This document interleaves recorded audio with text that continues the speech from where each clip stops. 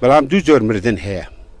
جۆرێکیان لە مای سەروەری و سەربەرزیە بۆ مردوو، بۆ کەسوکاری، بۆ هەواڵەکانی، بۆ هەموو ئەوانەی کە لە ژیانە ناسیونی. مردنێکی تر هەیە، مردنی شەرمەزاری کیە کە نۆکەرانی بێگانە و تێرۆریستەکان و دژمنانی گەل تووشی دێن.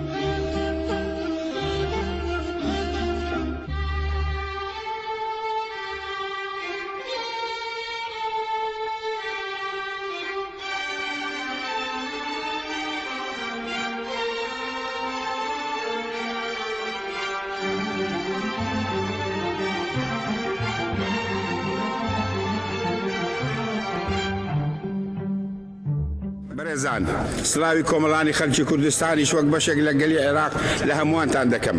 مایشانە زیمانە کە کوردستانی عێراق و هەروەک لە کاتی خەبات دژی دیکتاتۆریە قەڵای ئازادی خوازانی هەموو ئۆپۆزیسیۆنی عێراق بوو. ئەوهاش لە ڕووی تاقیکردنەوەی دیموکراسی و ئاوەدانکردنەوەوە و گەشە پێدانی ئابووری و کۆمەڵاتی فەرهەنگیەوە بۆتە نمونەیەکی زیندوو. ئەم ڕاستیە و ئەم ڕاستیە دەسەلمێنە کە خەڵکی ئازاد و دیموکرات ئەتوانن پێشڕەوی گەشە پێدانی هەموو هەمەلایەنەی ژیان بن.